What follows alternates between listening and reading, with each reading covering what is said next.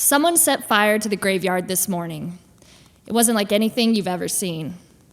I didn't get emotional when I saw it, unlike the blue hairs who stopped their Buicks on the side of 44th, genuflecting and crying and clutching the crosses around their necks. I pulled my truck over and got out just as sirens started up somewhere out east. I expected it to smell bad, like maybe the bodies and coffins would start burning too. But it just smelled like a campfire.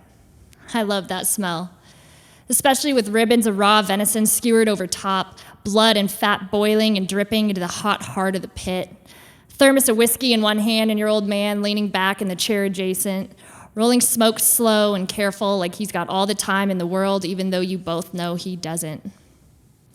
The fire felt right, like cleansing the clutter that's grown so slowly you don't notice it breeding until you can see it in the corners of your eyes when you try to relax, the sharp angles of it all winking from the shadows like bones licked clean. I'm not saying I did it, or that I even know who did. I'm just saying it didn't strike me as an evil deed. I wish it could have been that easy when me and my brother moved all of Dad's junk out on the lawn for the estate sale. Just haul out that saggy blue couch and old tube TV and rip up the baby puke carpet and throw it in a big pile in the front yard and light it up. Howdy, Mrs. Johnson, come on out from behind those lace curtains and bring some marshmallows. Dad would have wanted it that way, I bet. Maybe an angel started the fire as a favor to the overused land. Fire brings up fresh grass and stronger trees. Maybe Michael the Archangel snuck down here with a can of lighter fluid.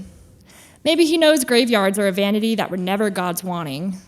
Boy, was that fire something. Whoever did it knew what they were doing. When firemen started spraying water all over, I considered how much gasoline it would have taken to make sure those flames burned as fast and hot as they did. We've had a wet spring, so it wouldn't have been easy.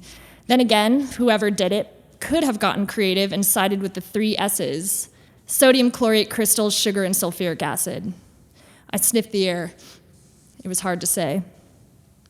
An old woman put her hand on my shoulder and asked if I had a relative in the graveyard on account of me watching for so long. Yes, I told her. She waited for more. Then her wrinkled face puckered up like a tied-off balloon knot under a dog's tail, and she went back to crying and saying over and over again, "Lord, have mercy."